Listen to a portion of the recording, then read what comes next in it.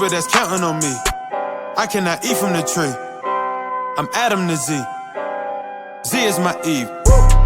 Watch how we getting it. Watch how we flipping it. Watch how we living it. Watch how we winning it. Watch, yeah. Watch, yeah. Watch, yeah. Watch. All I need is God and the money, yeah. Oh. All I need is the money, yeah. Your shoulder. Is my lady and the money, yeah. That's me, y'all. You know, Hey. Need the first three. Don't forget the money, yeah. Hey. What's up, everybody? Hey. What is going on? Welcome in to another episode of the Forever Love Podcast. My name is Artie. And I'm Zadoria. And we are the Andersons. Listen, we got a gotcha. We got a. I didn't know we would do that every time. Oh my gosh. Yeah. Here I we know, go. I know that for next time. All right. But listen, we got a great episode for y'all today. Listen, we got some fire for y'all today. Okay. Listen, this is season 1, but this is episode 2. Yes. Listen, we're going to be talking about the hard truth about the first year of marriage. And we got some special guests in the building today. But before I introduce them, make sure y'all follow us everywhere at tryforeverlove.com. That's TRY, the number 4, everlove.com. No, that's not it. That's the website. It's try, the number 4, everlove everywhere. Instagram, TikTok, Facebook. But our website is tryforeverlove.com. TRY, the number 4, that's it. everlove.com. It is on your screen at the bottom. Yes. Now, listen, we're going to introduce these special guests. Yes. You know, they are entrepreneurs. They are special to us. We've known them for a while, just to say the least. I love y'all. And this couple, dope. Listen, y'all. The episode we about to get into today. I need y'all to make sure y'all listen to all the gems, all the wisdom, for real, all the advice. Listen, it's going to be dope. Introducing none other than Jerome and Amia Simpkins.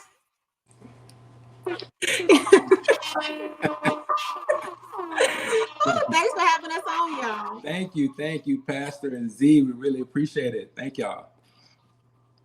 Listen, welcome in. Give it up to the production crew. Welcome. You know, we improving every week, baby. Every single week. All right. Listen. Oh my goodness. How y'all feeling today? We are feeling good. We feeling good. How y'all feeling? We feeling good. Listen, we always good. We always good. We always good. Always good. So listen. Y'all are entrepreneurs, right? Where are y'all from originally?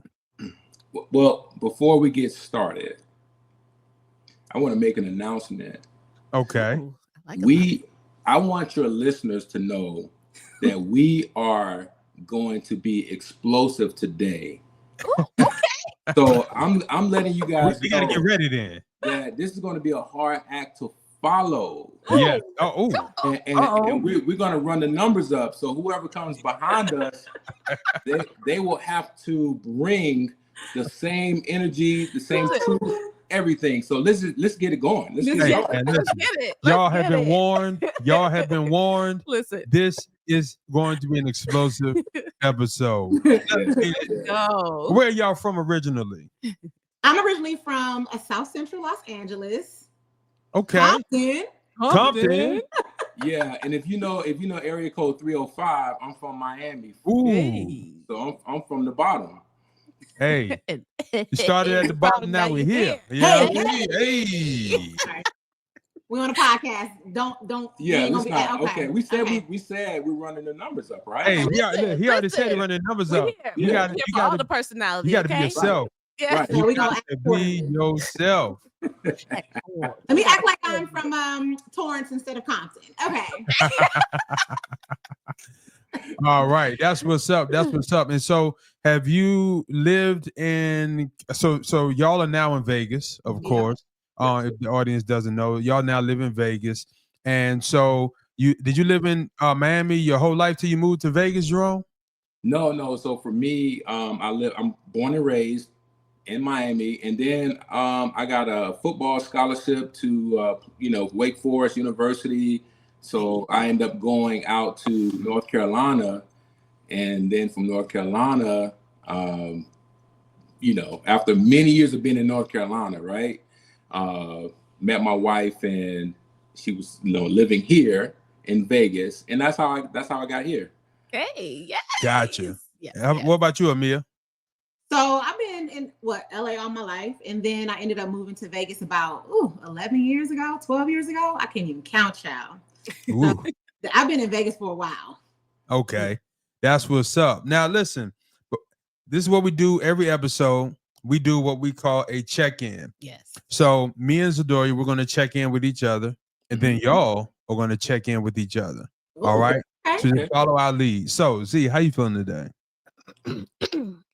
I feel well rested. Feel well rested? Yes. You slept till about 10 o'clock today. It was about 9:45. Yeah, I was at the gym. I done got the podcast straight. I done got the. That's not. I'm there's just no saying. I in team. Well, you can say I slept. Okay. You got your rest. Yes. Yeah, that's an I right there. Yeah, that's an I closer. Get it? I get it. I get it. That's a big slapper right there. Okay. You got. I thought you. That's the payback. That's the payback. Yeah, So how are you doing mentally? Mentally, I'm doing really good. Like we said a few weeks ago, asked me something different. Well, but 2 days ago. 2 days ago. 2 days ago, your Lord. work. My goodness. Listen. Oh yeah, I forgot about that. See? She came home. You listen. You came home. I could tell she had been crying. I was like, "What are you crying about?" She was like, "Man, work was tough." I said, we ain't got to get into that. Yes, but she had a difficult customer, I think. That's, and to keep me from going back to my BC days before Christ. I cried instead of doing what I would want to do. But the inner self wanted to do. Yeah. How are you emotionally? Emotionally, I am stable. Okay, that's good. No. Stable is good. All right, that's a good thing. All right, spiritually, physically, yes. Everything's good. Yeah, me too. I'm feeling good. Marla, I didn't ask you yet. You know. Oh, okay.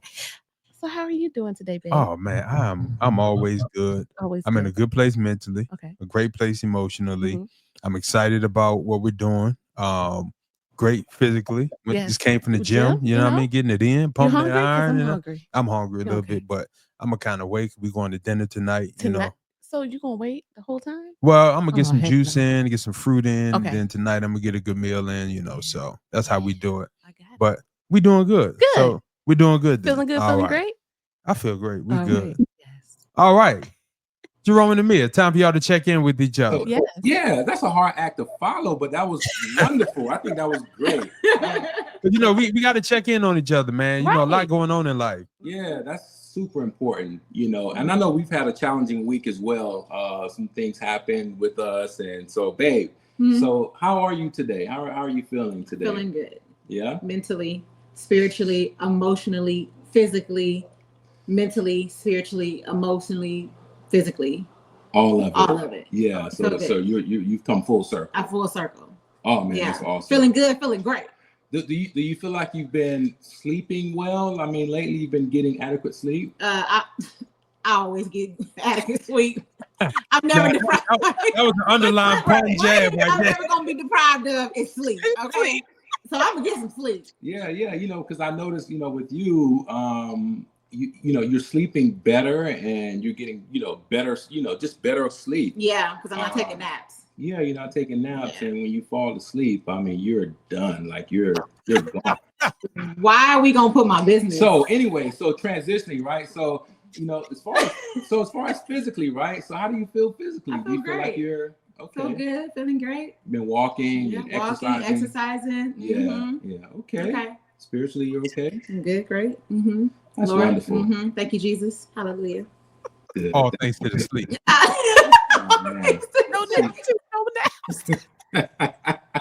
Did you have nap number one yet? It's 12:30. Nap number one. You see the fruits of sleep. You know, you get your sleep. There's a lot of fruits from it. You know, from sleeping. Yeah, I got a lot of fruits from sleeping. I have slept a lot in my lifetime. Yeah. Mm-hmm. How about you? How you doing? You know, I feel really good. I feel like my life is balanced. So you know, it's balanced. Yeah, mentally I feel great mentally, for sure. Feel great physically. As Pastor said, you know, I went to the gym this morning, got a little workout in, came back, and just feel good. You know, feel good physically, and again mentally feel well, spiritually growing. So I can't, you know, again, I don't have any complaints at all. You know, everything is well in my life. You know, that's good to hear, because you said we had a hiccup this week. We ain't gonna talk about that. First year of marriage, but you feel good. You feel good. You ain't harboring nothing, is you? You know what? I do tend to harbor things, but I think this week has been no harboring this week, as far as I can remember. Because that's something that I'm trying to grow into. Like, don't harbor things. Yeah, don't have little bubbles in my head. Right, the bubbles. Yeah, gotcha.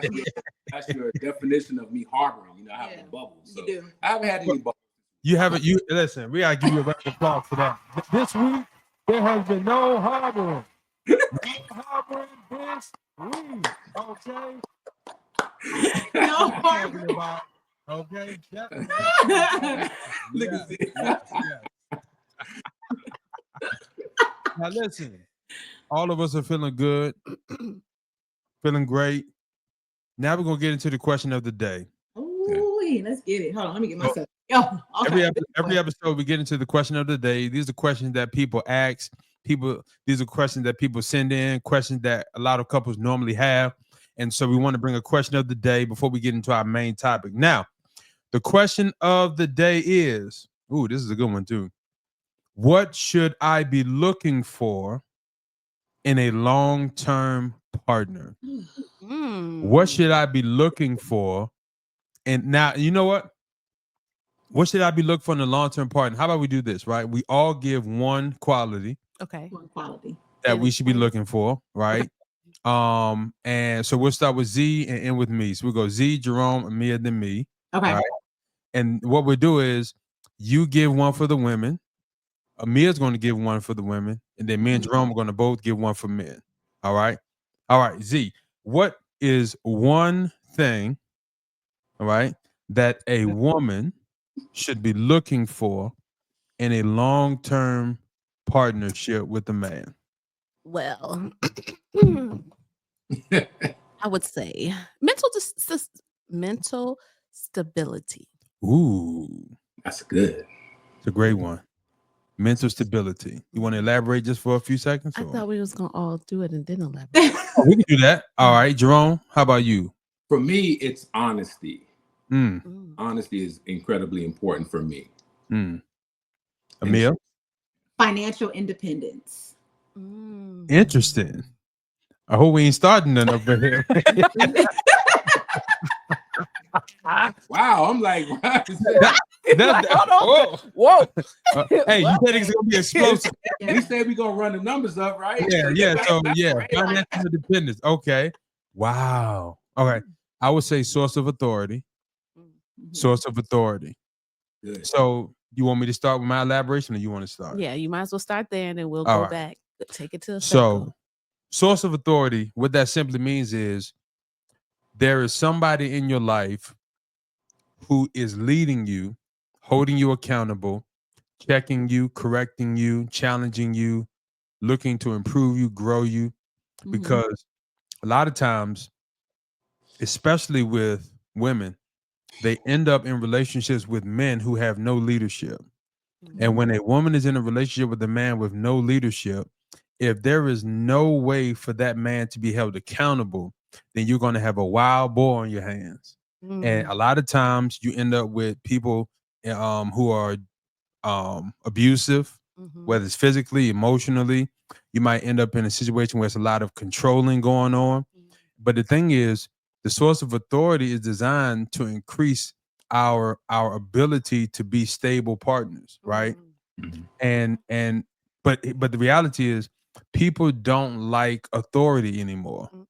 Like, so a lot of men don't want nobody telling them what to do. They don't want no man checking on them, checking them, correcting them, criticizing them or critiquing them. But oftentimes, if you don't have that, especially ladies, if your man or your husband does not have that, good luck. Because if you don't have, I'll end it with this. If you don't have somebody that can call you when you get out of line or you start tripping and talk you off an edge or talk you off the ledge or talk you out of your foolishness, then your relationship is just going to be crazy. It's going to be wild. And I'll just leave it at that. I'll elaborate another day on that. But source of authority, you need a man, ladies, you need a man who is going to have a source of authority. And fellas, you need a woman who has a source of authority that can hold all of us accountable individually. Yeah. I agree. I definitely agree with that. So that actually coincides with what why I said mental stability, because it works. If you don't, being mental in a relationship is very key, because when it comes to your emotions, the man needs to be able to control that yes, a man needs to be able to control that. And because women can be emotional creatures, it allows, sometimes there needs to be a balance somewhere.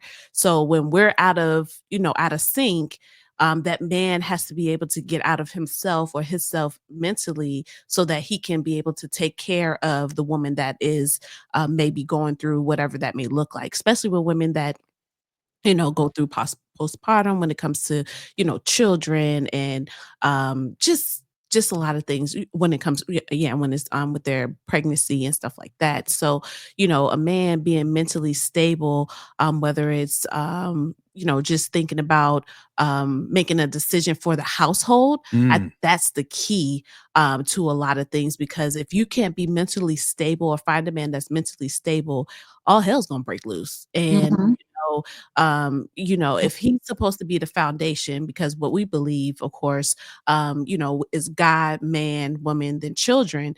If God is your foundation, and then you have the man that is not mentally stable, or he's not even depending on God or depending on his source of authority to get him to where he needs to be, then everything else under it is going to fall to pieces. So that's how I view it. It's just that if you can't find a man that can't pull you all together, because that's his role, then what you gonna do, sis? Real quick, to piggyback on that, and this is why I say source of authority, guys. If your woman doesn't have a source of authority, it's gonna be a challenge for you sometimes, because sometimes the hard part about like talking with your wife, right, is, as a man, sometimes what we might say will come off rough or chauvinistic or whatever, just simply because of the nature of the culture we live in. And sometimes it's better to be able to call your source of authority and say, hey, listen, me and my wife is having this challenge. Can you talk with her? Because I don't think it's going to come out right from me as a man. Yeah. And sometimes you need that bufferer, right? So that your wife can receive it better if she's not in a place to receive from you. Because sometimes, our wives might have challenges from past men or father figures that were, negative or controlling or chauvinistic, or ex-boyfriends that was, terrible, or whatever the case may be. So so in line with the mental stability, that's kind of why I'm telling men to make sure your lady or your wife has a source of authority. Yeah. All right. Sorry, Jerome, it's your go. No, that's good. And for me it was honesty. So for me, here's the thing, right? So when I was single, I never understood just the importance of honesty / vulnerability, right? And so when I was single, I would meet a person and just have a general conversation, and everything was like surface level. So I never really felt like I knew that person. Not to say that we couldn't grow into it, but for me, I wanted to know the fullness of the person that I'm going to spend my life with. Can my future wife, if this is what God wants from me, can she be completely honest? Even if she considers it to be embarrassing, does she trust me enough to relinquish that information so that we both can grow from it? And having someone that there is some hesitation or apprehension about, themselves. For me, it's like, I don't know you. So at the end of the day, I think it's incredibly important just for men to look for transparency, for looking for honesty, and looking for just complete vulnerability. To me, this is just my opinion, there should be some snot flowing, tears, flowing. I mean, just hubba, that going on. You need to see the snot. I mean, yeah. If I'm not getting that, to me, it's like, I don't know you. So again, at the end of the day, I want to know who I am going to spend the rest of my life with. And so I want to know the real you, the Slim Shady when you stand up. Like, would you please stand up? Please stand up. Slim Shady, would you please stand up? You know what I'm working with, okay? Right. But that's a lot. That's a really big concern and fear for a lot of men these days. Yeah. About the lack of honesty and transparency that comes from women. Yeah. I know people harp on a lot of men being liars, but my goodness, we're in a day and age where we're gonna have to run the numbers on these lies. Seriously. Even now, yeah. And they say don't nobody keep a secret like a woman. Right. That's what they say. Oh man. And let me say one last thing. At the end of the day, I think for men, a woman should have a safe space to be able to, share her most intimate things, because we all have a past. Yes. We all have a past. And if you're not grown enough to be able to accept the fact that even you had your past, they have their past, but you still, at the end of the day, the goal is you want to know that person. Yeah. Yeah. I agree. Yeah. That's great. That's really good. Yeah. Very nice. Oh, me? Yeah.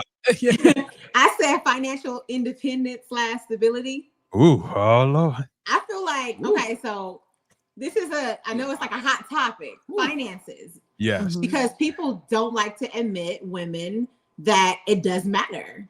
And not in the way of, I don't want people to think like, okay, when we think about being shallow or a man having to make 6 figures and all these things, I'm not talking about those people. That's for a whole nother show, for a whole nother day to get their mindset. But what I'm saying is, as a woman, security comes with financial security. And for me, I wanted to know that of course I can take care of myself, financially independent before I got with you. But like when it all hits the fan, are you able to provide for us if there is a need? If something happens to me in my job, like, do you have the ability to take over? Do you have the earning potential? My husband say, is there the earning potential for you to have enough drive to want to go out and cut grass or do whatever it is that you need to do to provide for your family? And people don't want to talk about finances, but I really think, like, in dating, finances should be talked about, because that's one of those things that people tend to shy away from. It's okay, I just love you, and that's great. Love is all good, cool. But at the end of the day, like, women get in themselves in these situations where they meet these men knowing that they're not financially independent, and then they want a relationship so bad that they end up taking on the responsibility financially for the dates and the this and the that. And then once they get in a relationship, why am I talking to him? He broke. Well, he was broke when you met him. So why, when y'all break up, all of a sudden that mattered when that wasn't talked about in the beginning? So I feel like if a man is able to take care of himself financially and he has a sense of stability, that he should be able to take care of me. If he's already reckless with his finances, single, or he's already showing you, with the dating that he's like, don't, because everybody want to be a rapper. I mean, why? Like, I'm just this is me. I'm from Compton, so this is my experience. Like, I'm just waiting on my rap career to take off, and what I'm saying, I had a meeting with Denzel. I'm just waiting, all of this. Come on, man, come on.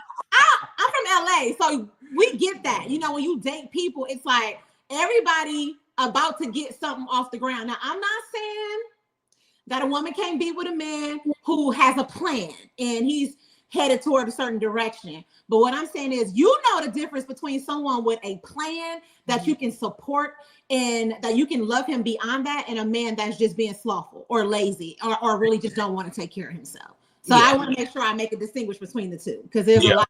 But with finances, it's a big thing, and it needs to be talked about in depth in dating, and really being able to help single people really navigate, because it's kind of a fine line. You can be a person that want a man that got 6 figures and that's all you're dating, and you're passing up men who might work at FedEx and it could be a good husband, but then you have those people who for sure are just lazy, and they always borrowing from somebody, or they owe everybody and their mama, or they still stand with their parents and all this kind of stuff, and they're not really to be financially independent. So that's why I say that's something that needs to be talked about.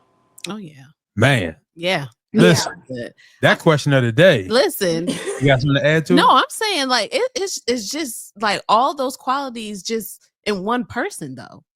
That should just be in one person. Yes. Yeah. I think when you put it that 4, way, that is crazy. Like a person has to have these 4 minimum. These 4 minimum. Yeah. Wow. Yeah, that's true.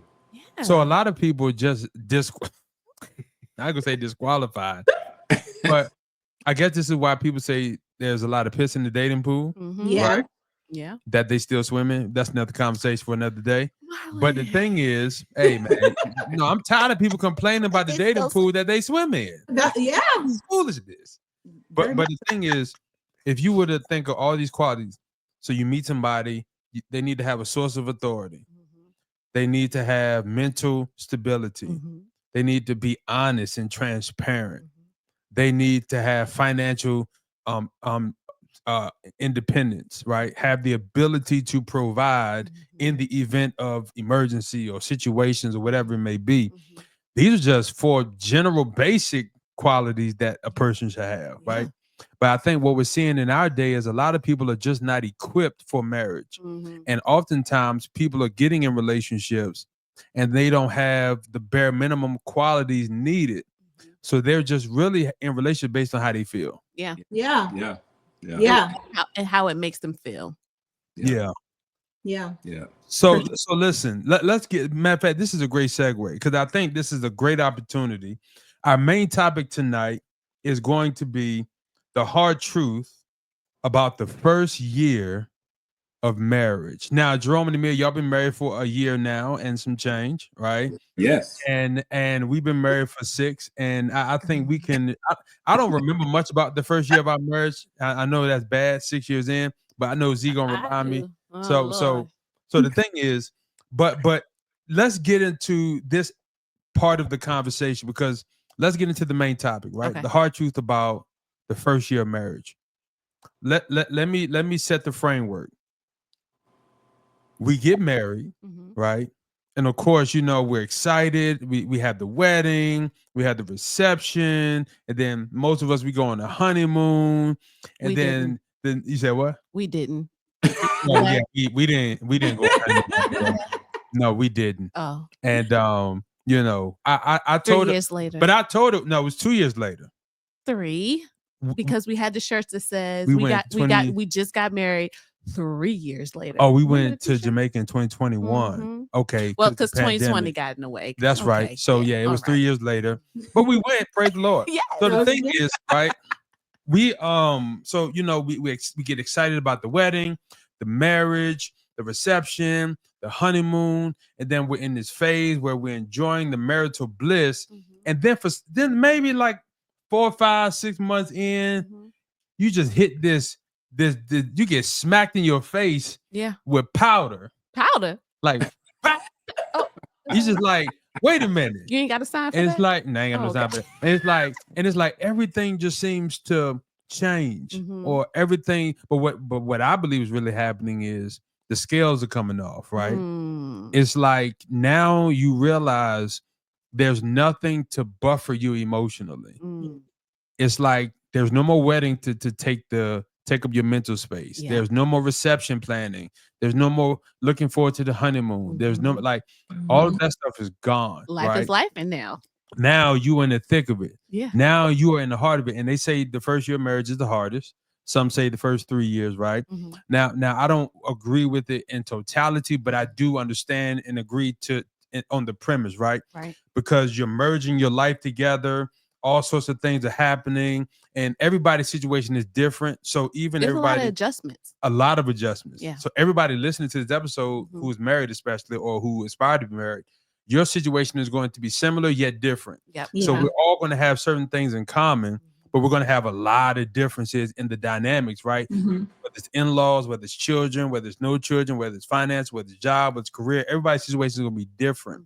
But we want to take away a lot of main things. I want to jump right into the finance piece because I think this is a big piece of marriage. Now, I do not believe that money or finances should make or break a marriage, nor do I believe it can break or make a marriage unless you allow it.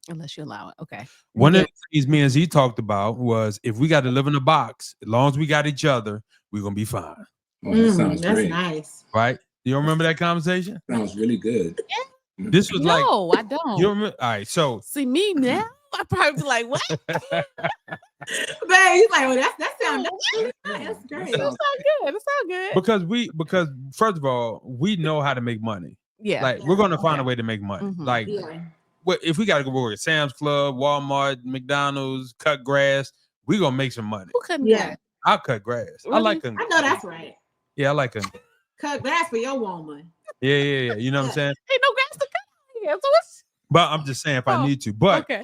Let's jump to this the financial stress that sometimes the financial stress that sometimes plagues marriage, right?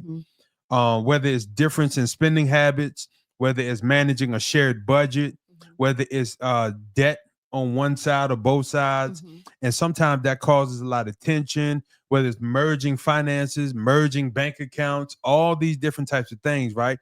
The first year of marriage, right? The first year of marriage may come with some financial stress, some financial struggles, some financial challenges. Now, not everybody, but a lot of people. Yeah. So let's start there. What are y'all's thoughts on the financial piece of marriage, the first year? Yeah. So I'll be honest with you. For us, it's still in progress. Yeah. Right. It's work in progress because for me, finances is all mental, right? It's a mental thing because people are pretty frivolous with how they spend. And if you're pretty disciplined and then they're frivolous and their mindset is like, hey, I get it, I spend it. And you're like, hey, I get it and I invest it. Now we're coming from two different mindsets. So for me, it's about over time changing the mindset of your spouse, of your person. Because when you're merging together, I know for me, I'm going to be very reluctant to really share and have joint accounts and all that stuff. And, and if their mindset is like, hey, I get it, I'm spending it, or I'm looking at how they're spending their money and I don't see nothing growing, no investments, anything. For me, it's like, hey, that's not where we got some work to do. Not to say that that you give up on that, but it goes back to that transparency, being honest. And if we know the issue, then we can kind of work towards that. So I think the collaboration for me is first, it starts with the mind. And we have to come together mentally about finances.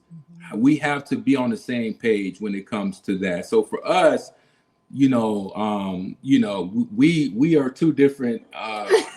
Me can't wait to jump in. So we're two different. We have two different mindsets when we come together. You know, I was always like, "Hey, can you put your hands on 30,000? Can you just go to the bank and put your hands on 20 or 40? Can you, you know?" And if the answer was no, I'm like, "Okay, well, we got some work to do. Some work to do." Yeah. So that's kind of like, I'm like looking at, okay, why are you not there, and how do we get there, and how do I change that mindset? So that's kind of like my interpretation of just us getting through the financial piece of it. Yeah, still a work in progress over here. But for me, I feel like, honestly, you would say like people after they get married, after the wedding, gloves off, all of these things come out. Well, that happened to us during dating engagement. It was rough from the start. I'm not even gonna lie. It was really hard because he has a way that he thought, and I have a way that I think, and especially about finances. When we first got together, money was just being spent. First of all, we were in a long distance relationship. So those going back and forth flights, then the whole thing of just like being together, y'all are going out more, y'all hanging out, money is being spent, I'm spending money, and I'm already like a spender anyway. Mm-hmm. So, and then we were only engaged for a short period of time, or dating a short period of time, before weddings started to come into play. And so now we have our first big purchase during engagement, which is the wedding, and that put a big strain. We learned each other's mannerisms about finances then.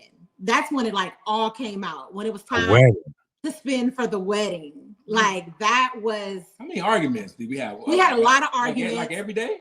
Every day. It was like it was tough. Like, and finances was on the top, because I think what it is single ladies, is really important. The expectations, okay? Because when you think about money, you got to think about what the expectations are. I came into the marriage or the relationship like, hey, you gonna pay the rent, because I felt like, you know, a man who couldn't provide a place for his wife or his woman or whatever, like, you ain't ready yet. I'm just telling y'all, and I don't agree a lot, but I'm just telling y'all what my expectations were financially. Like, I was thinking like, I've already was able as a single person to provide a certain life for myself. So when I wanted to be with somebody, that was a big thing. I have like a expensive taste, if you will. Exquisite taste. Exquisite. I'm just talking about call that bougie. Some call that bougie. Okay, a little bit bougie, right? So that was my expectations. But I was already just like being a spender. And then when I got with him, he like, what? Oh, no. Just because you got it don't mean you got to spend it. And that was like a culture shock for me. Like, wait a minute. Just because you got it don't mean you got to spend it. Like, that is foreign to me. So when it came down to when we were traveling hotels, it was like, okay, I may want it. When he told me the hotels he normally stay in is like $100, I was like, where you staying at as $100? So these are just like some of the differences that we have. $100? Yeah, and I was like, $100 hotel. That's what he said. And I was like, $100, and he was like, it looks like to me. I'm like, what kind of hotel you staying in? I'm like, hotels is like these $300 a night. Like, he like, what you talking about? It looks nice to me. And I'm like, okay. But so that was our foundation, just to give context. That was our foundation. Spender, maybe, you know, not really being a saver too much, not really being the best steward over my money. But I had like a lot of experience to show for him. He is just more like, yeah, I have the earning potential, I'm going to earn it. But just because you got it doesn't mean you got to spend it. And as we're working through, a lot of his philosophies about money has helped me tremendously in a way. But when we first got together, I just couldn't understand why somebody even would stay in a room that costs $100 a night. That just was like, it didn't register in my mind versus me. So that was the foundations of our finances. I still remember the conversation. Like, you know, I was in Charlotte and I'm staying at the Embassy Suites and it was $129. You know, I got a good deal on it. It was $129 for the night. And you were like, what? Like, $129? How can you stay in a place like that? And I was like, hey, listen, I'm in the room and I'm looking around. The bathroom looks great. The bed is comfortable. The whole room everything is new in there. And I'm like, so what's your definition of the issue? Yeah, what's going on? What do you define as a reasonable hotel room, right? She said, oh, it has to be at least $300 a night. So I'm like, okay. Now, where did that ideology come from that it had to be $300 a night? The ideology was like, okay, so growing up, I think it stems from like when you grow up and you don't really have much. Like when I was growing up in South Central, I knew that I wanted to make it out by any means necessary. I wanted to be able to have a career that was going to pay me to be able to afford this life that I dreamed of as a child that I did not have. So I think that's where it stemmed from. So with myself, I got on the self-love buzz, and self-love to me meant treating yourself well at any expense. And so I got into this thing of wanting the best of everything, always. Like, and I think that was a product of where I came from. When I had what I came from without, when I got older and I was able to make my own money, I would thought to myself, I'm not going to be like these people here. Like, I'm definitely going to be in a situation where I have enough earning potential to be able to do what I want to do. And so it started with me saying the price of this is more expensive, so that is better than something that may be cheaper. And so I was in that for a very long time. I was like that for a long time. Always just wanting the best of everything. You probably won't find me at Walmart. You probably gonna find me at Target. Still work in progress, but I have a different perspective of that. But that is where that came from. It was from the lack of having the things that I felt like I wanted, being a product of my environment, wanting better for myself. That's where that stems from. So what would you say to a woman who's single right now, who's listening to social media and culture and podcasts, and you know the man got to make $300,000 or six figures or boom boom boom, or man got to have money? What would you say to the woman who is single, who aspires to be married, who kind of might have that same mentality? Mm-hmm. Would you advise them to seek out a man who has money? Would you advise them to seek out a man who has potential? Like, what would you say to that single woman? I would just say character is the most important of it all. Like, because I used to look for finances, not in independence, but like in a like I needed to know that when I said I wanted to go to Mexico, you could pay for the seat. Right. That's just how I was. But I would just say in those relationships, however, the character was trash. You could go do all these things for me, but you didn't see me enough to make me your wife. And those type of men, usually when they know, like you're the type of woman who was is really easily impressed by what they have, like they're not really trying to be serious with you like that. You know what I mean? And so I would say to the woman who is like that, to be open, just be more open-minded and really put character above all. Like put their character first, and all the rest will fall in place. And you have to have a sense of open-mindedness. Because I had to be open-minded at some point, but that was going through therapy and all those things, like really, really uncovering all of the things that I felt like I learned that I had to unlearn. So I would just say, be willing to unlearn and be open and be open-minded and think about the man's character, because the finances, all that will come in place if his character is intact. You know, one of the things I see as a challenge for the average couple, especially newlyweds, is they don't have a budget, right? Like some of my clients who are newlyweds or premarital counselors, they don't have a budget. Like they don't. Now I believe that it's important for the man to lead in this, because the man is the head of the home. He has to lead his family and everything. He has to set the example. And so a family that don't have a budget or some type of financial sheet to let you know what's being spent, what's going out, what's being saved, like that's just irresponsible. But you'd be surprised that from a financial standpoint, a lot of married couples in their first year of marriage, a lot of that financial stress comes from the simple fact is they don't know where their money is going, or they're not minimizing their bills in order for their budget to align, right? So if they make $50,000 a year total, which we know is below poverty, right? Or if they make $75,000 total, you can't be spending $100,000 a year. you're just going to end up in $25,000 debt. You get what I'm saying? So you have to be able to like make sacrifices and make decisions that you don't like. You know, cut the cable off. You know, only put $50 of gas in the tank instead of 100. Don't drive this far. You can't go out to eat. You can't, like, you have to make decisions that are. And the other thing is, merging bank accounts is always a challenge for the average couple, right? Mm-hmm. I know people. So me and Z, we have a joint account, right? We have one joint account. We don't even use it, to be honest. Well, no, we do use it. We use it for the mortgage. Yes. But and a little bit of savings. But other than that, we still have our separate accounts. Mm-hmm. But that's only because it's just easier. Our bills already come out of that account. Right. You get what I'm saying? But we did merge a lot of our bills, such as phone mm-hmm. and health insurance, like car insurance, like we merged a lot of our stuff. Yeah. We don't have separate stuff like that. Like, it's the only stuff we have separate is like a gym membership or something like that, or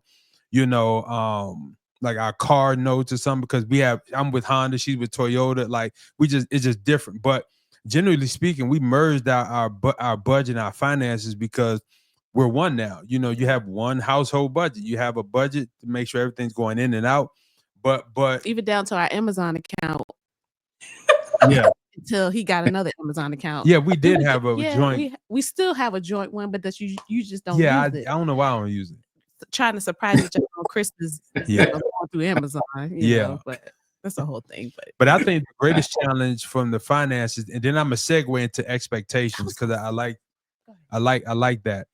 The thing about the first year of marriage with finances, this last piece I would say is this, unless somebody else want to chime in, is if you allow money to stress you, you got bigger problems. I'm a firm believer in that, because I think, Jerome, you said this, the mentality is the most important aspect of everything. If you can't see that your spouse is trying to do something better or be smarter or wiser and put what you feel to the side for the greater good, then your challenges are bigger than finances. Your challenges are such like immaturity. Your challenges are emotional instability. Your challenges are selfishness. Like there has to be some type of, like, for example, the first year of marriage, my wife didn't know how much money I had. Right? She didn't know how much money I had. Still don't. Well, you still don't? Oh, okay. So the thing is, now other accounts. Part of the reason why I wanted her to learn how to trust me, right? Because that's a big part of leadership. Sometimes to really build trust, you have to be in the dark about a few things, right? So you can see that you can trust, right? In this major area, right? Now, it's not like a game and nothing like that. But if I say, hey, trust me, I want you to be able to see from my actions and fruit that I can be trusted. And now it takes the stress off of you, the worry off of you, and know that, hey, we're going to be good. And 6 years later, we never had financial challenges. We never had issues. We are good. And now she can trust the fact that my leadership can be trusted. That reminded me of the story. About the power. So. Oh. Yeah. Bring it. Come on. Amen. Yeah. So listen. A few weeks ago, maybe about a month and a half ago. Let me tell the story. All right, go ahead. Yeah. So for a few weeks ago, maybe a month and a half ago. You gotta finish. Oh, no, go ahead. Kidding. I wanted to, we've had our house for a year. So, of course, it was one of those like, yay, had the house for a year. Let's do some cosmetic things, being very, great with our finances and taking care of the mortgage. And, we didn't do anything to the house because what I wanted to do, I didn't do. Okay. So, I'll wait a year and we're here. So the year comes. Of course, my husband says, wait a year. So we're here at the year. I wanted to do some things in the living room, like put up some shelves and, make a accent wall, like add some things, make it look like something. You know what I'm saying? Feel more homey. Don't be. Yeah. So this man said, how much is it going to cost? And I told him the price, and I was like, okay. He was like, well, the man in me, I want to be what you say? Being a good husband. I want the good husband in me want to be able to give you what you want. Yes. The responsible husband in me saying, not right now. Yeah. So I was like, okay, whatever. Like, it's really not that much. Like, if for those that don't know, no, you got upset. Need to know. I was mad because I was like, this is cheap, okay? Because what I could have done, or what I said, do you know how frugal I am? Because I'm a DIY girl. So I was going to do it myself. I was going to, find all the discounts. Okay. I was going to find a way, okay, to keep it at a reasonable price. Reasonable. Still, I wasn't reasonable enough for him. And I was like, Marlon, come on now. Like, what are we doing here? So she got upset. And I said, why are you acting like that? She was like, because you've gotten certain stuff in the house that you wanted, but you gotten certain stuff in the house you wanted before. And when I want to get something, it's like, I got to wait. Mm-hmm. I said, all right, time out. Yep. I said, time out. Because I know he got it. Time out. I asked him for the money. I know you got it. So listen, so then it is true. She is frugal. She don't spend a whole lot. Mm-hmm. She don't wild out with money, right? Mm-hmm. But here's what I explained to her. Mm-hmm. I said, listen, so I recently I started another business. Mm-hmm. I'm not going to speak on that right now. And it's going well, right? So money is invested, mm-hmm. right? The thing is, and money is made. Yeah. But here's the thing. It's invested and made. I told her, I said, listen, the good husband in me want to give you what you want. The responsible husband in me is saying, not right now. And she got upset. And I had to explain to her. I said, now listen, Z, we got to take care of this garage door first, because we go in and out that garage door every single day. That's a priority above these shelves. And I had to tell her, I said, baby, listen, I want you to have your shelves. Hear me. You do? I want you to have, because sometimes ladies, y'all don't hear what we saying because you mad, and it don't matter how much English we speak in. You hearing Japanese, you hearing Buddhist. I don't even know if that's a language. I know exactly. That's my point. You just hear whatever you want. I want you to have your shelves. Mm-hmm. I want you to have your shelves. Okay. But we got to take care of this garage first. Okay. And we got to replace these blinds because we're going to be renting this house. And in a year, we're going to buy another one. Yeah. So we got to take care of some other stuff before we deal with shelves. Blinds are cosmetic, by the way. You mean the windows. It's a priority cosmetic because it's more important than the shelves. No. It is. It is not. It is. But the point is, she had to, I had to help her hear me. Okay. You can have your shelves, but we got to take care of this first. Yes. So yeah, long story short, we ain't got no shelves yet. We don't have no shelves. And I'm going to take care of this garage. Exactly. And now that brings us to the main point. Now y'all got the backstory. Right. So here's the big yesterday. No, was it yesterday? No, it wasn't. It was 2 days ago. 3 days ago on Thursday. I come home from work, do my normal lunch routine. So boom, eating lunch, watching my fantasy football TV show. Yeah. All of a sudden, the TV shut off. Now, my first initial thought was, I know this TV ain't broke. I just paid for this 70-inch because this is a problem if it is. So I get up, try to cut the TV on, don't work. And then I noticed that the alarm system camera is off. And I said, what's going on with this wall? And then I noticed, oh, snap, there's some other stuff in the house that's off. So I said, okay, it's a breaker issue. So I go outside, flip the switch on the breaker, come back in, ain't nothing come on. I'm like, why is half the house still off? I go back outside, flip the switch, right? Come back in, the whole house is out. I said, God, not today. Not today. I know we got to deal with something, but not today. Right. Just not today. So I go back out, try to hit the switch, the breaker switch, come back in, nothing. I went out like 10 times. Mind you, stupid daylight savings time get dark at 4:30. So by the time I done hit it 10 times, it's about 4:30, 5 o'clock. It's about to be pitch black. So I'm sitting in the pitch black dark. So I had to make a couple phone calls. So I called a company, and I said, hey, I need y'all to come out ASAP. How soon can y'all get here? They said we could be here within the hour. They came out. Long story short, they got the switcher to work, but it only cut on half the house, right? So then the next morning, right, because they had to come back out the next day. This Friday morning, my wife had to cook for her job for a potluck. Come to find out, now the stove is controlling the breaker of the house. Yes, when she turned the stove on, all the lights came on. Oh, what kind of foolishness is this? What type of foolishness is this? So I'm glad it happened though, because now when the guy came back out, I can explain it. I said, yo, the stove is now controlling everything. Long story short, the breaker switch is I guess broke. The panel box is fine, amen. But the breaker switch is broke. So now we have to have something in place to keep it up because it's not staying up when you hit it.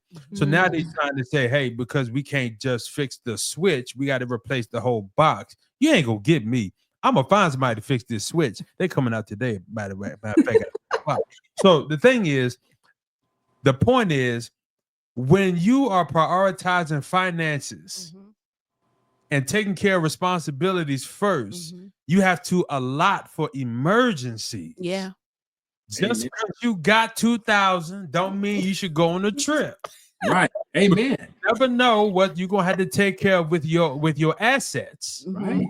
Not liabilities, with your assets. Okay, because your home is an asset, not your vehicle. Your home is an asset. Your business is an asset. Like these types of things are assets, and when you have it financially, sometimes you gotta refrain from spending it. Yes. Yeah. You know what I mean? So when just as a woman to try to, being in a marriage and trying to trust your man when it comes to the light bulb came on. Yeah. Literally it came on. But it was very humbling that I didn't get in the way of my emotions of trying to allow that one thing of making it look good versus what I really needed, which is power, like electricity. I can't even cook right now on the stove. And I appreciate you not nagging about it, complaining about it. Thank you. Somebody live in hell, man. I hear the stories, man. Shout out to all the wives that just, understanding. Listen, an understanding wife can only be given by God.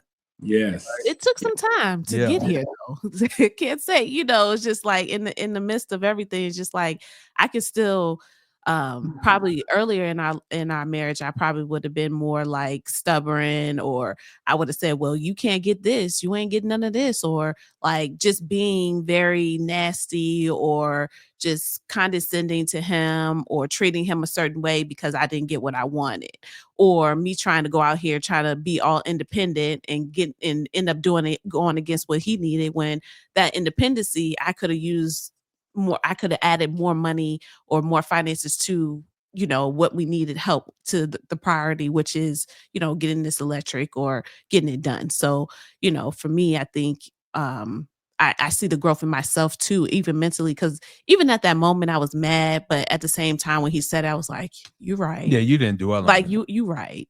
You right. Yeah. Okay, That's good. That's all right. good. All right. Because the way I think, my mindset is I'm always going to make allotment for emergencies. That's just how I think. Yeah. So, But sometimes I still got, you still can give me a little bit, like I'll take, just meet me halfway. That's all I ask. Just to meet me halfway. Like when you fly to Jersey. Yeah. And when you fly to Philly. When you fly home. Really? Yeah. You get it in there. You get the miles in there. I'm just saying. But look, I want to segue into this because you brought up expectations, right? Expectations, differing expectations, irrational expectations, all these things, unspoken expectations, all these things happen in the first year of marriage, right? What expectations did y'all have? And this is for us too, but what expectations did y'all have going into the first year of marriage, right? That ended up not being what you expected and you had to adjust to it? Oh, well, me personally, y'all know I had a whole list of expectations. One of the ones that's super key is this, and I'm telling on myself, was so all these women out here on their healing journey, I'm getting myself together, I'm doing the work, you know. Fake healing. Sorry. Yeah. I'm doing the work so that I can be, ready for my husband to come. I'm doing all the things, baby. When you get into the marriage, that's great, but there's a whole nother level of yourself to reach. Yes. And I was super arrogant about my ability to be able to be in a marriage because all of the work that I did as a single person. Most of you know, shout out to Forever Love. I did counseling as a single person. I'm working through the things. I'm, forgiving left and right. I'm here. I'm like, oh, I know when I get in the marriage, it's going to be fire. I'm going to know how to communicate. I'm going to be the one that's going to be praying. Baby, you about to get you a good, virtuous wife. That's according to me. Right? I'm not going to be the problem because I know how to communicate. I don't work through all of these, traumas from my childhood. I done all the things until another person. Now you got to apply it. Now you got to apply it, but it's different because my expectations were, I got this. Mm-hmm. I got this. I didn't know that there was another level of evolution that would take place when you get with another person. You have to consider another person. And I always describe it as the most beautiful stretch because the person, my expectations was I had this, but then when I got into the marriage, I didn't even know that my mirror would bring out things that I couldn't see as a single person that were flaws about myself, that were character flaws that needed to change. Only he could have saw that because it's just me against me. I'm dope. I'm hype in the mirror. Like, hey, listen, I'm good. I'm a giver. Like, I'm a woman of God. Like, this is what I do. But until that mirror shows up, then you see, like, maybe I don't got this. Maybe I don't. Maybe there's a little bit more work I need to do. Oh, did you expect something different from him that made it difficult for you? I did, because I expected him to flow right on in. Like, I thought that, we was just going to be peachy. I wasn't considering his background, the things that he would come in, his flaws, his character flaws. I didn't consider that. I'm thinking I was just so busy getting myself ready that when I got with him, I didn't expect that there would be any flaws. So I thought that, it would just flow right in and we would just be good. So that didn't happen. It is not a Hallmark movie. Like, it's not. I was just, that's what I thought in my mind. Like, I'm going to have the wedding. We're going to get the house. I'm going to get all these renovations. Like, everything's just going to be beautiful. The finances is going to be good. He's going to put me on his account. Like, we about to. But it wasn't like that. You were, listen, that's a Lifetime right there. Hallmark, Lifetime. Listen, it's just a movie, ladies. It's just a movie. Well, let me ask you this, right? Because Jerome, you've been married before. Mm-hmm. Yes. So you were married prior to this, and you went through a divorce, and then I know that was probably a challenge, and then you had to heal from that. Now, being that you were married before, and Amir, this is your first well, technically this is my first marriage.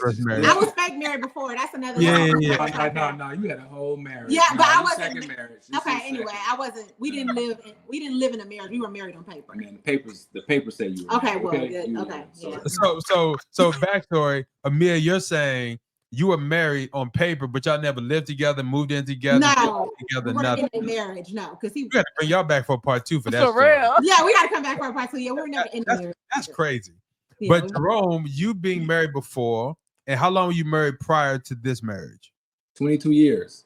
All right, so me married 22 years, and then you go through a divorce, and here is Amir coming into, per se, her first marriage. You obviously had a different level of understanding about marriage, right? Coming in. So what expectations did you have of her, knowing that you know what to expect to a degree, right? That she might not. What was your expectations for her? Before he answers, like, can I say this though? Yeah, go ahead. That's important before you answer, because him being married for 22 years, I thought that he would come in with no flaw. Like you was in a marriage 22 years. So although I thought I had it, I did think that I could learn a lot from him. And my expectations were, okay, that's the stability. He knows how to be in a long-term relationship. Like, he's definitely not going to come with too many flaws. I mean, he was with somebody for 22 years.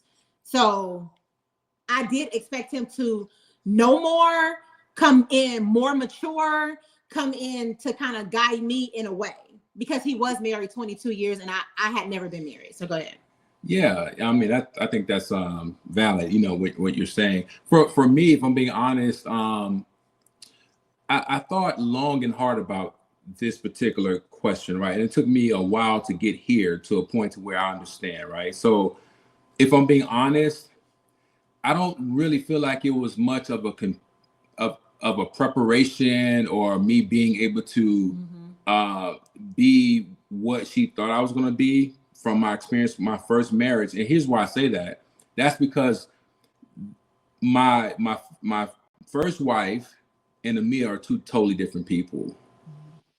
I mean, totally different. And I'll just leave it at that, right? Don't get nothing in the way. Right.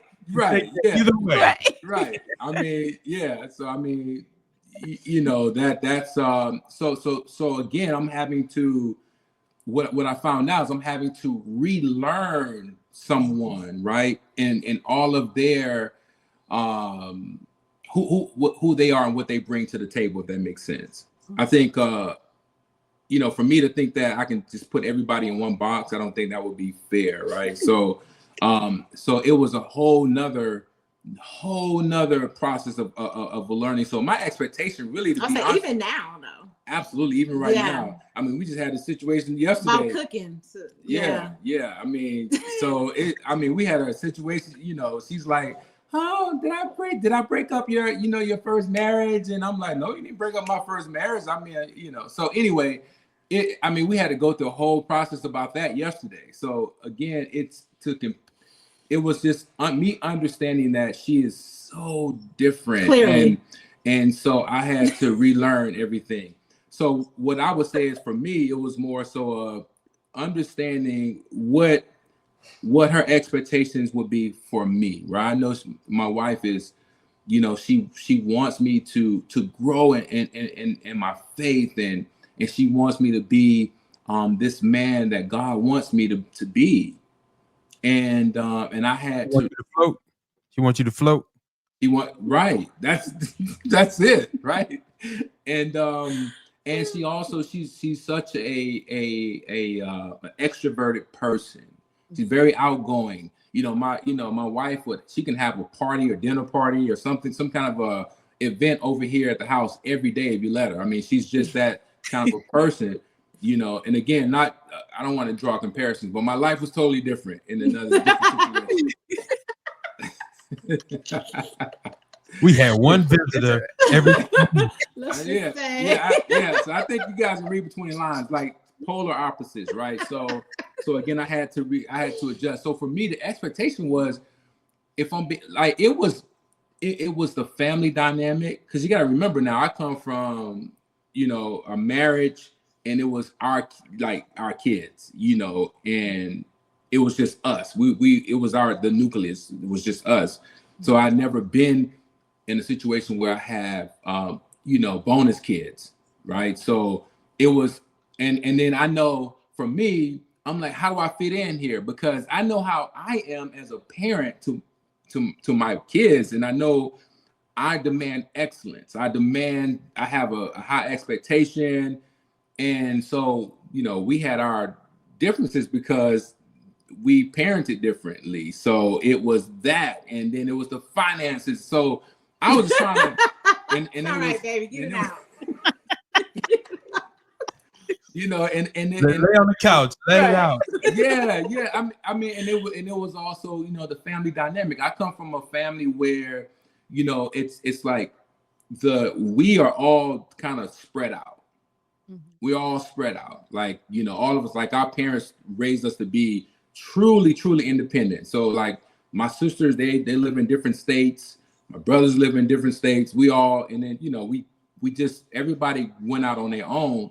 And, you know, my wife, her background is, hey, they're connected. So if she moves, then I'm pretty sure there's going to be others that come with that. Right. So it just won't be just her and I. And that's cool. I had to adjust to all of those things that I'm not super understanding about. So it was for me, it was a lot of just trying to basically just figure it out. So I don't think I'm answering your question the way that you asked. No. But You good. Yeah, but for me, the expectation was, let me just kind of figure things out here, like real time, and kind of adjust as I go. Because when I first came in, my expectation was, okay, let's get our finances together. Let's get a house. Where, you know, you know, where are we going to be from 4 years from now in terms of, you know, the mental aspect of our marriage? You know, are we going to go on some marriage retreats? Are we going to, you know, all these different types of things? I had an expectation, but man, when I got into it, everything it kind of unraveled. Because I realized, like, oh man, you know, like this is something I got to take my time and figure this out. Yeah. So would you say that it's more of, I expect you to follow me as the man and trust me? Yeah, absolutely. And that took a while too, Z. Like that I can remember so many candid conversations, a lot of crying, you know, tears, snot, all that stuff. I mean, hubba, all that. Because I'm like, listen, this is now you want this from me, but I'm not getting this from you, which is trust. I cannot proceed the way I need to proceed if I don't have that in you. So you need to tell me or we got to figure this out. So absolutely, that was one of the things that we struggled with in the very beginning. Ooh, can we pivot for a second? Because that was good. Yeah. Sometimes the challenge in marriage is, or just a general relationship that's trying to get to marriage. I think I believe that you can function a certain way generally absent of your spouse or your significant other. But I do think there a time comes where I can't move this forward or do A, B, and C until I get this from you. Yeah. And I think that's that part of, especially in the first year of marriage, I think that part has to be emphasized, right? So I want to stay there for a second. I think in marriage, wives have an expectation of their husbands, and husbands have an expectation of their wives. And oftentimes that expectation might be the wife wants the husband to lead, or the husband might want the wife to submit, or the husband might want the wife to listen, and the wife might want the husband to communicate, like all these different things. But at some point, we have to realize that before I expect something out of them, I need to make sure I'm giving what I need to give in cohesion with what they need from me. You get what I'm saying? Yes. And what I need from them. So what you just said was great, because that's what's missing in a lot of relationships. When I do sessions with clients, oftentimes one spouse is asking for something that the other person is not willing to give, able to give, or choosing to give. And so what ends up happening is the one who's choosing or can't or whatever, that the thing that they're not giving, they're turning around and asking the other spouse for something. So for example, the wife might say, I need my husband to communicate.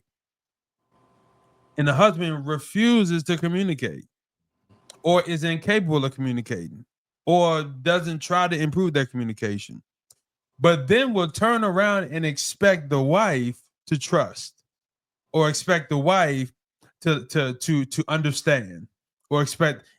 at some point, this becomes at some point, reciprocation and certain dynamics of the marriage is a necessity to function together, because you can only carry something for so long before you absolutely need something from the other spouse. Mm-hmm.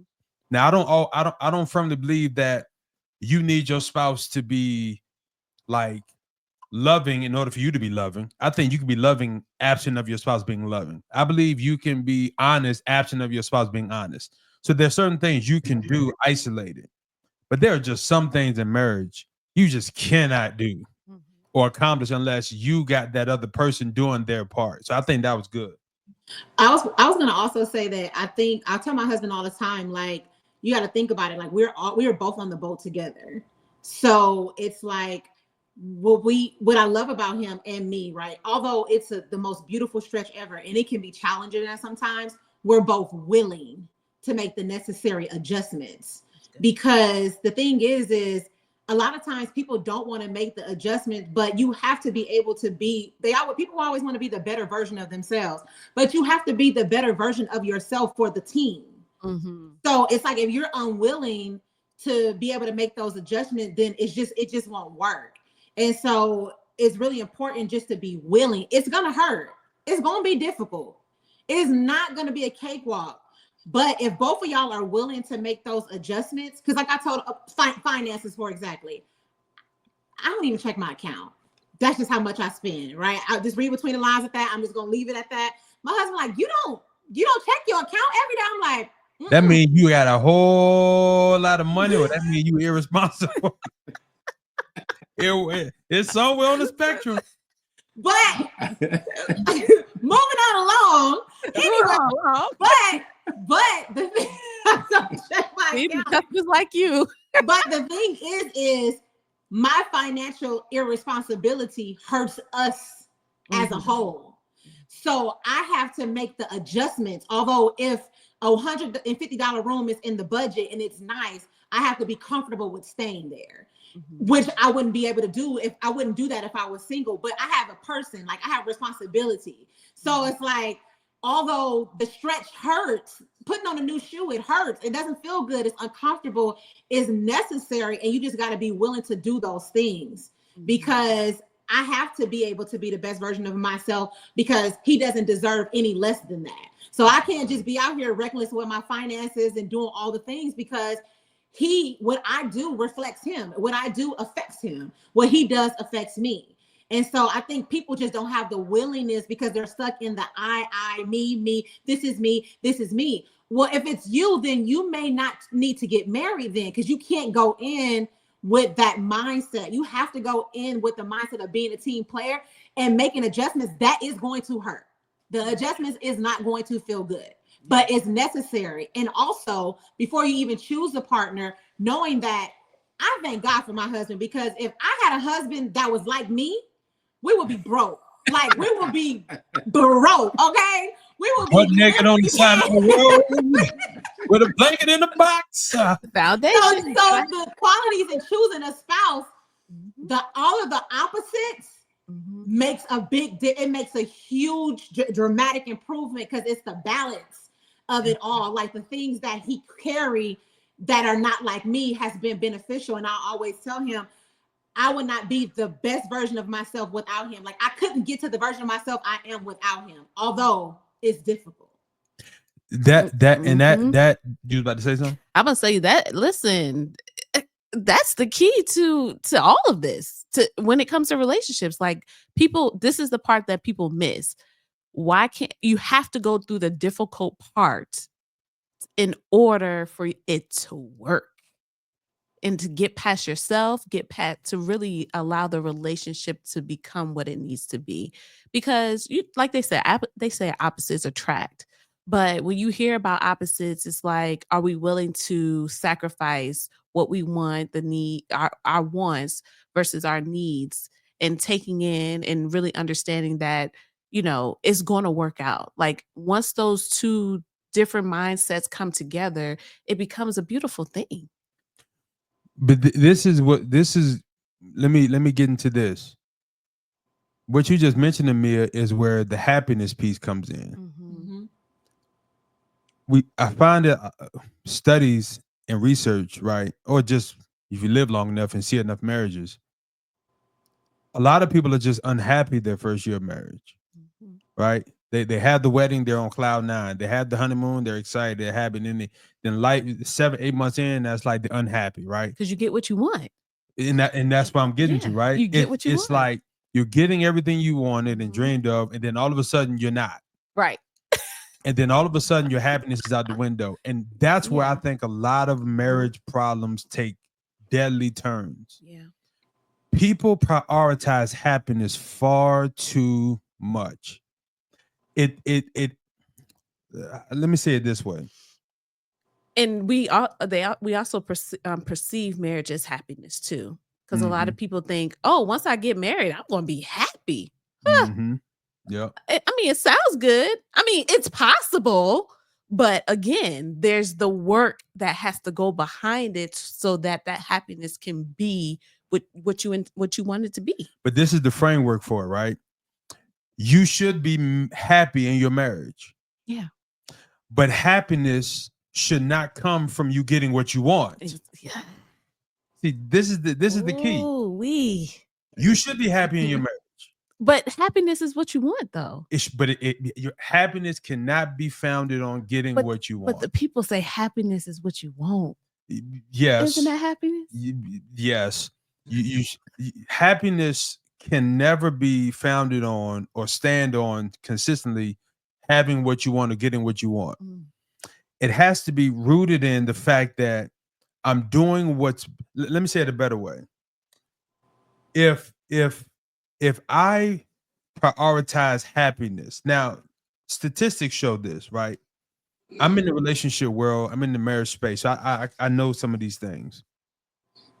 A lot of divorces are happening because people are prioritizing their happiness. Now, the statistics show that women are initiating the divorces more because they're unhappy. Now, a lot of that might be infidelity, abuse, etc. So we don't want to make that about any of that. But what I'm saying is, outside of the obvious infidelity, abuse, etc., when majority of marriages are ending in divorce because the spouse is unhappy, this is a problem. Because your next marriage, you're going to be unhappy too in a lot of ways. Your next relationship, you're going to be unhappy too in a lot of ways. So the issue we're having is people are prioritizing happiness, and you shouldn't prioritize happiness. Happiness has to come from the right perspective and the right perception of life and the right perspective and perception of reality. So, for example, a person might not have the job they want. So then they're not happy about their life. But what should happen is you should be grateful for having life, grateful for having children, grateful for having health, grateful for having some other things that put everything in perspective. So from a marriage perspective, this is what it looks like. All right, I cannot go on the vacation I want twice a year. And some people will literally be unhappy all year because they can't go on the trip they want, or they can't go shopping when they want, or because their career is not what they want. But the focus should be on the fact that, hey, as a married person, I have other aspects in my life that I can be grateful for. So happiness can't be conditional based on getting what you want. Happiness should be a byproduct of gratitude and thankfulness of what you do have and having some of your needs met. Now, if you say, you know what, I'm a little unhappy right now because we need this and we don't have it, that's understandable. But when you take that need that may be causing some temporary unhappiness and you make it the gigantic portion of your situation, and then you live throughout your situation unhappily, causing friction in the marriage, now you're bringing problems to the marriage because you're not emotionally healthy. You're not mentally healthy. So it looks like a person walking around the house with attitude. It looks like a person having resentment because they watching their friends on social media take selfies on a boat, and you at the house, and in you the just bathtub. in the bathtub. So now you mad at your spouse because you can't be on the boat with your friends. Like, you really gonna destroy your marriage because of that? You unhappy because of that? Some people don't got a roof at all. Right. So part of the issue we're having in our culture, especially in marriage, is when we prioritize our happiness above our spouse, above our family, above our children, above everything else. And now let me be clear. Here's what I'm not saying, because you know how people do. They take a clip and they circulate it. Mm-hmm. Right? Here's what I'm not saying. I'm not saying that if you're unhappy, that you should suck it up, be quiet, shut up, and keep living. Mm-hmm. What I am saying is you need to assess why you're unhappy and determine whether or not it's out of immaturity, responsibility, negative mindset, negative thinking. That's what I'm saying, just to be clear. So all in all, the happiness piece, yeah, we all want to be happy, but you're not going to be happy every day in marriage. You're not going to be happy every day in life. The goal is to be grateful and thankful. And from those places come genuine happiness. I would say, and it depends on, like, obviously what the foundation of the marriage was as well. Because I think we come into a perspective of God has a plan and assignment for me, and he has a plan for my husband. And for whatever reason, he decided to use me as a tool for him to get to where he needed to be, and him as a tool for me to get to where I needed to be. And in that comes a growth in character. And the growth in the character, it doesn't feel good. So when you think about all of that, I know people always say, like, I want to put God in the center of my marriage. Okay, great. Putting God in the center of your marriage doesn't mean rainbow and happiness every day. It means that the thing that God is using this person to bring out in you so that you can be better for him. And the things that he's using for me to be able to pull out in him, for him to be better for him. And so, and vice versa, if I said that right. But that's how, when we first started dating, we were saying it, but we were just saying it because it was like, we thought that was a thing to say. Yeah. Oh, we're going to put God in the middle of this marriage, and he's going to be the head of this marriage. You sure did, didn't we? We did. We harped on that, right? And as things started to unfold, I was like, is this what that means? Because I said it, but I didn't really think of the detriment, not the detriment. I didn't really think of the whole thing of what comes with that.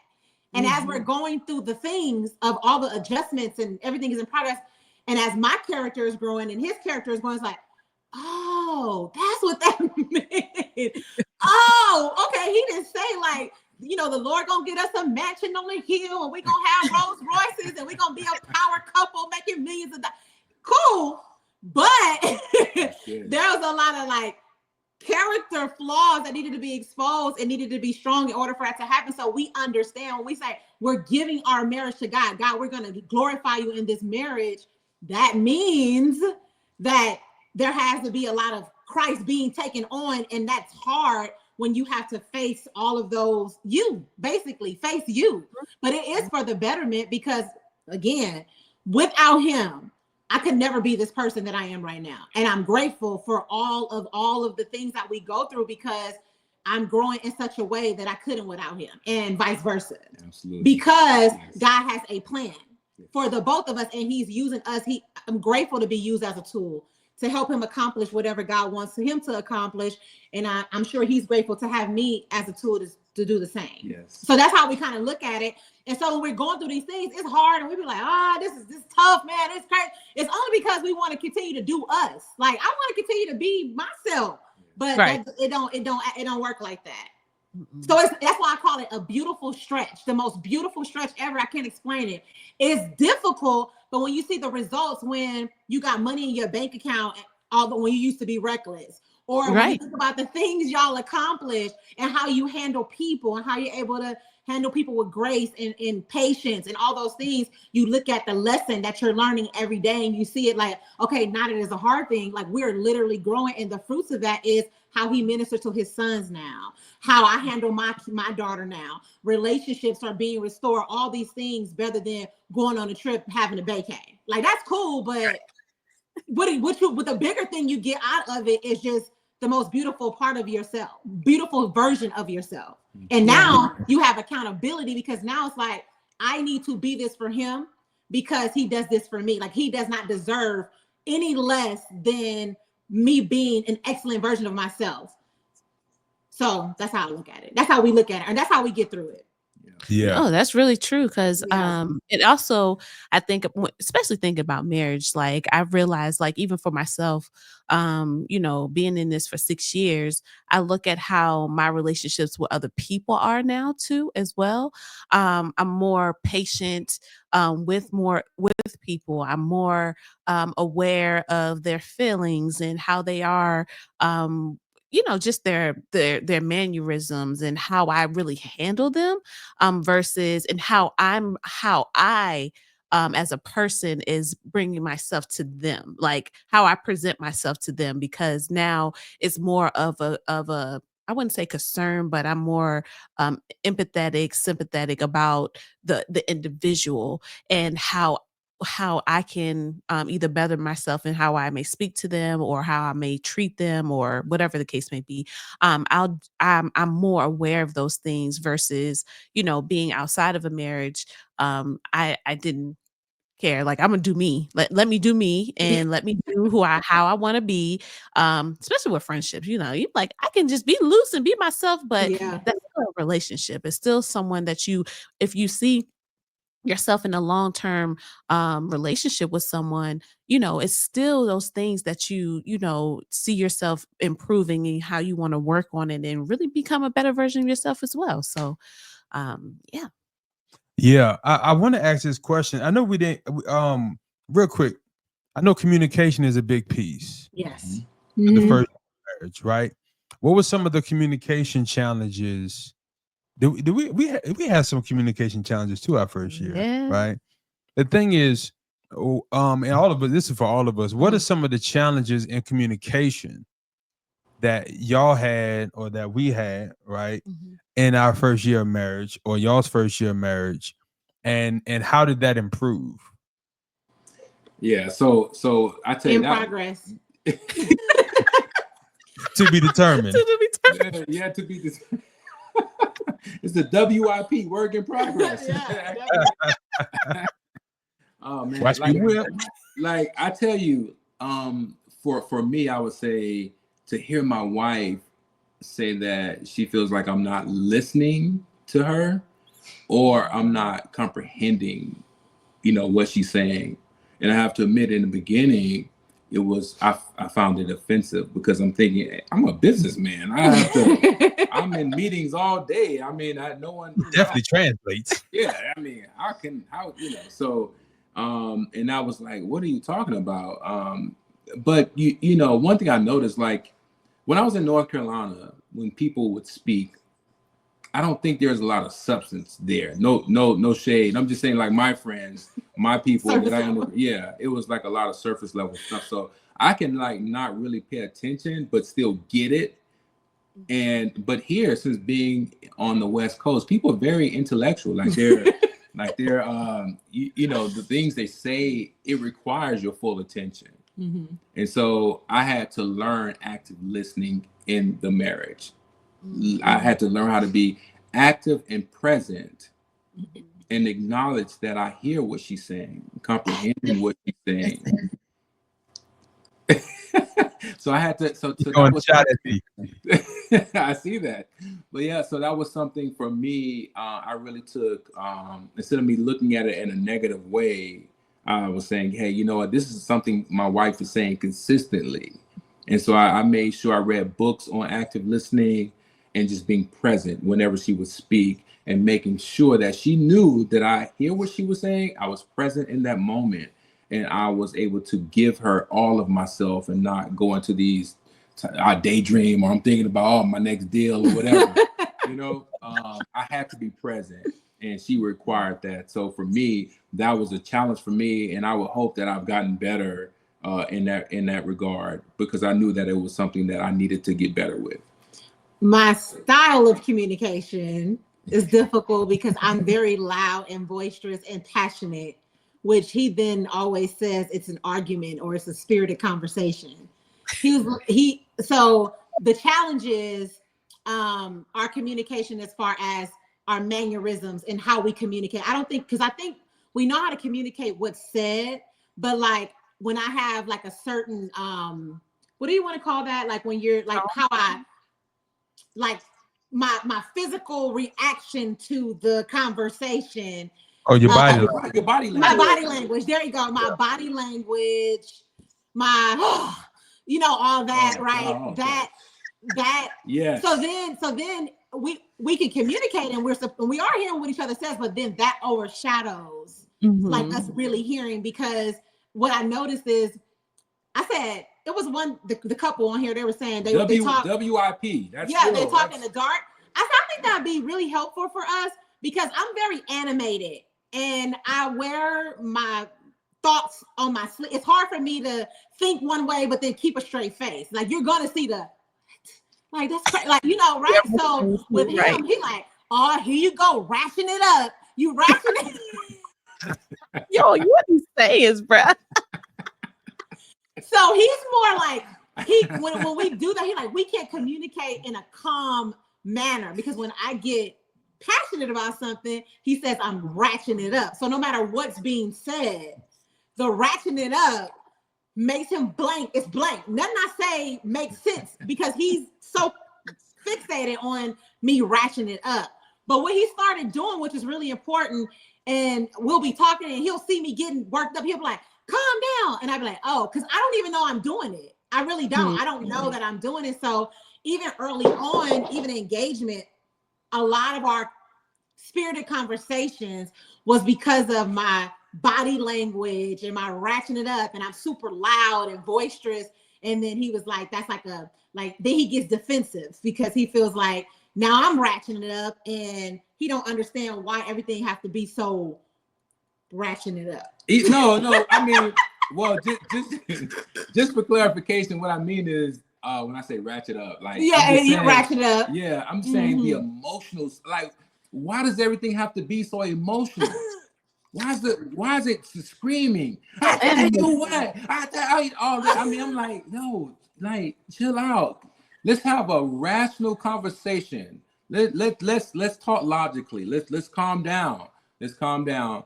And man, we've come a long way, leaps and bounds, because everything would be so emotional, a lot of tears flowing and all of that, and it was like, are we getting anywhere? You're ratcheting up every time, and I'm just asking you a simple question. So let's ratchet down. Let's stay down. I'm just asking a simple question. For us, like our first year of marriage, my wife, anybody that knows my wife, I gotta be careful what I say. Oh my gosh. Please. Yeah. She didn't cry yet this episode. That's good. Yeah. So emotionally stable today. Our first year of marriage. So I'm a communicator when I need to be, when it's something I perceive to be important. Yes, that's a good way of putting that. Outside of that, I'm quiet. My wife is a rambling communicator. Be careful. But she'll just ramble about any and everything, work, life, and and so. Oh boy. But if in my mind it's not important, I'm listening. I'm a thought-filled communicator, but I'm not actively listening. It's thought-filled to her, and me in my mind, I'm like, okay, I don't want to hear this. So I'm just telling you my thoughts. I'm being transparent about what's going on with me mentally. No. The stuff you. Marlon, the stuff you communicate is not how you feel mentally and emotionally. It is not. Because if that's the case, I would be listening to that. Oh, really? Because my wife, in my humble opinion, she doesn't really communicate how she feels. No, I'm not really good at communicating what she's thinking. So I have to pry it out of her a lot of times. Yes. And I'm always trying to get her to, even to this day, 6 years later, like, asked her the other day, I said, yo, Now, some guys, they will rejoice about this. They probably gonna think I'm blessed and highly favored. My wife never, ever comes to me and say, we need to talk. Oh. She never, y'all think I'm exaggerating. Nope. I have never heard her say, we need to talk today. We need to talk about pride. You got to pride out of it. You got to. It's like my wife doesn't like hard conversations. Mm-hmm. And me, I thrive off of them. Me too. I love a hard conversation. And so that was the challenge in our first year of marriage, where I'm trying to figure out what she's feeling, thinking. I'm prying it out of her. Cause she'll be crying. I'm like, what are you crying about? And she'll be like, why are you crying? You know, like, I mean, I won't like that. I'm just doing that right now. No, you sometimes actually you're right. You were really concerned about my emotions. That first year of marriage, you were really concerned. Now first year, I would ask questions. Now, I would like, yes. Now I'm like, he's just like, what you crying for? Why are you crying? I don't get it. Why are you crying? I don't understand. Why are you crying about that? What is that? Like, you don't normally get upset about that. Right. But, Yeah. So our first year of marriage, the communication was a struggle, only because not general talk, but just like the hard stuff. It's like, hey, we need to talk about this, and she don't want to talk about it. Yeah. But then he'll be on the opposite side when it's something that he wants to talk about him emotionally, he shuts down and doesn't say anything at all. Mm-hmm. So I'm like, are we going to talk about this? No, I'm good. Ain't nothing to talk about. I got to figure it out. I got to figure. Okay. Okay. That was the first year of marriage. Yeah. Okay. Wow. What would you guys say, like, for you, Pastor, the first year when Z would be emotional, right? And you'd be like, very patient and understanding and ask the questions to accommodate her feelings and all of that. And then as you guys progress in your marriage, then it was like, what do you cry? Do you think the expectation possibly in your mind, like, changed from the first year to the third year in terms of you understood what she was crying for the first year versus the third year? Maybe your expectations may have changed. Like, you should, okay, you know us, you know me, you know us. So why are you crying at this point? Yeah, I think part of it was, I know that she's sensitive. Yeah. So part of me is just chucking it up to her just being sensitive, right? It's just like, okay, she's feeling some type of way about work or family or me or I hurt her feelings, or like something happened, like something's going on. So I'll inquire, but I won't push it, right?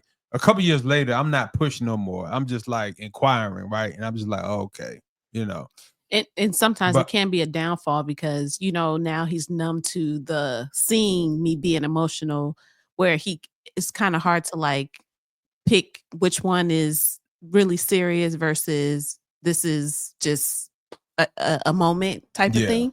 Because part of me knows that as an individual, on an individual level, I have to just give her space to grow into the place of proactive communication. Yeah.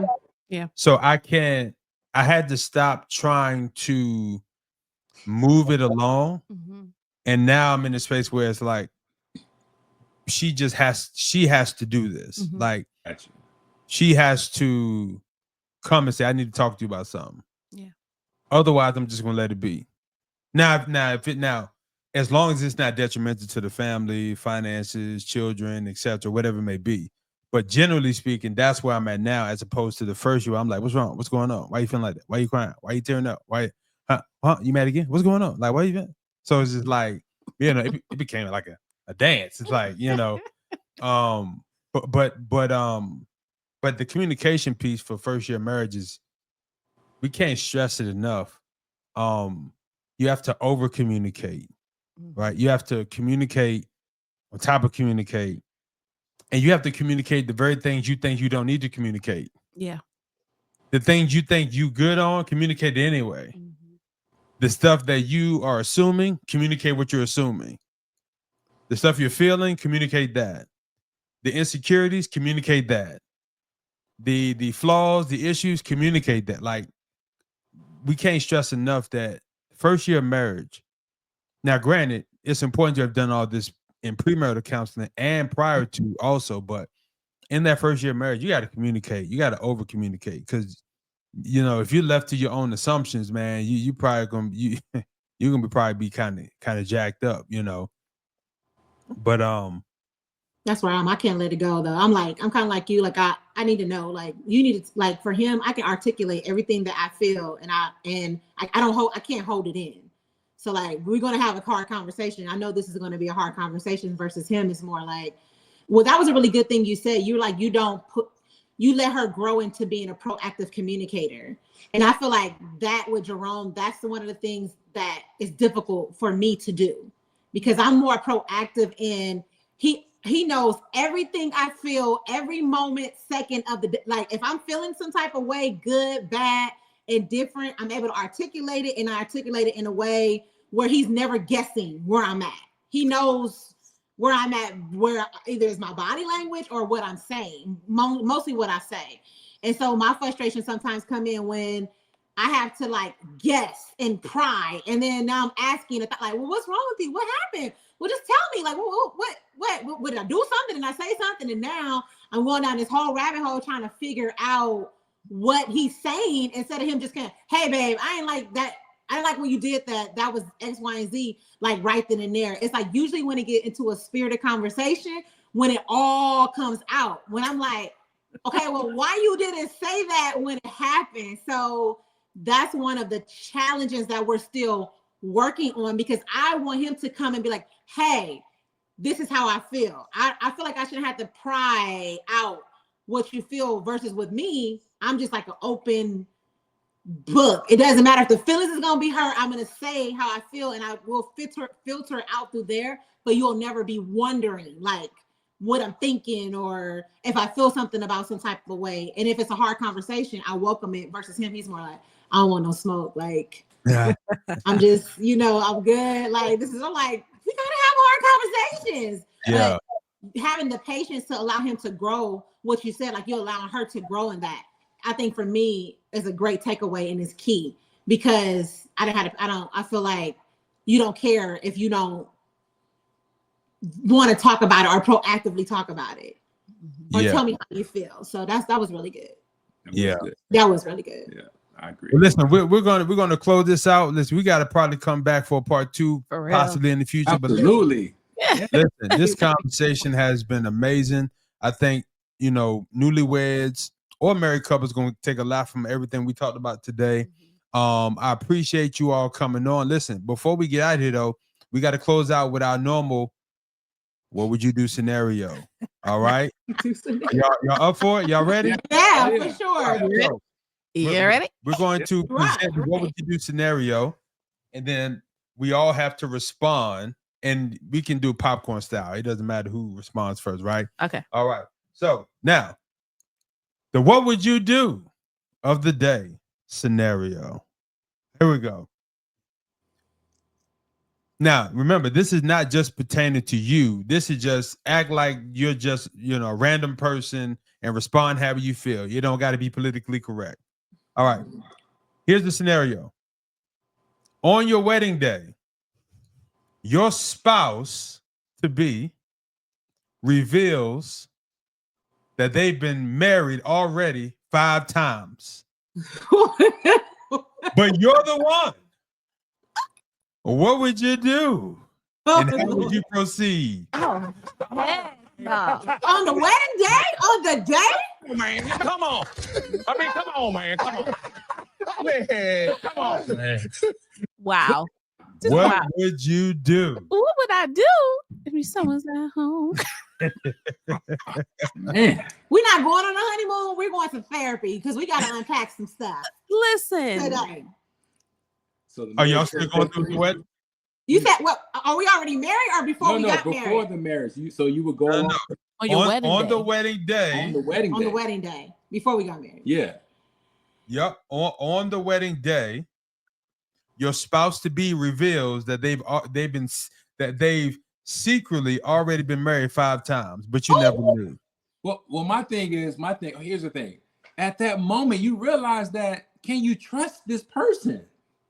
What would you do? Like now you got to reconsider, is this person authentic or not? Do you tell everybody to go home? Excuse me, everybody. I'm so sorry that you guys came out all of your way. I will feed you. Right. But there's just, some things that the groom and I have to work, through, and we appreciate you for coming at that point. Absolutely.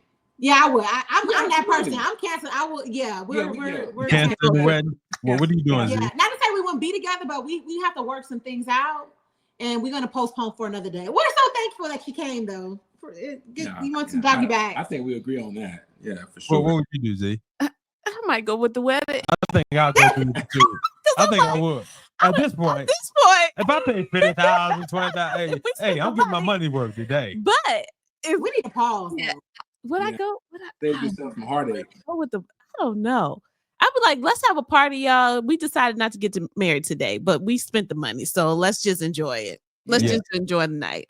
Did you think about that thing we said? Honestly, like you wait till the day of. Yeah. Let's go to the reception. We can do that since we spent the money. We probably can't get our money back. We're gonna have a party, enjoy us as a couple. Yeah. The marriage part, we'll go back to that. You mean if you can get the money back? Yes. If I couldn't get the money back, you're just gonna enjoy the party. Enjoy the party, the reception. The wedding.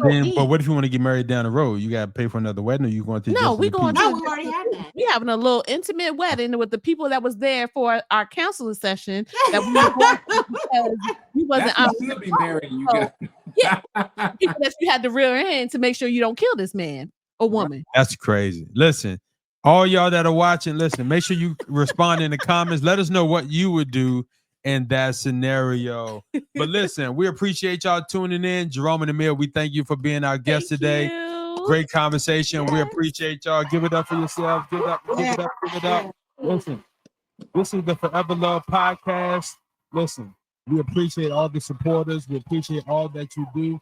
We appreciate everything. We appreciate the likes, the comments, the shares, all the above. We ask that you like, share, comment, subscribe. We ask that you will leave comments, questions, anything that you can to support us. We appreciate it. And listen, until next time, make sure you go to tryforeverlove.com here for all your relationship needs. That's TRY4 everlove.com. Now, Amia, how can people get in touch with you? Oh, Amia Simpkins. Amia Simpkins. Amia Simpkins. That's it everywhere? That's it. Jerome, are you on social media? Barely. Barely. So, but yes, if y'all listen, these are two great entrepreneurs that if you don't follow them, you need to follow them because they'll take you into all journeys of life, from your hotel to learning how to cook like Martha Stewart, to the daggone learning how to get your taxes straight. Done. You need a man for your taxes. When it comes to that software. Taxes. Oh, he don't do. No, I said software. Yeah, you need the software tax for those businesses out there. So allow that man and this woman to change your life for the better. How can people find you on social media? Find me. Yeah. Well, you personally, you can find me as Zadoria Anderson. Mm-hmm. Also at the Master Helper. Okay. On Instagram and themasterhelper.com on my website. And you can find me at artistanderson.com. Artist7Anderson on all my social medias. Artistanderson.com. Artist7Anderson on social media. We appreciate y'all for tuning in. We'll see y'all next time. See y'all later. Bye. Bye. Watch how we flipping it. Watch how we living it. Watch how we winning it. Watch. Yeah. Watch. Yeah. Watch. Yeah. Watch.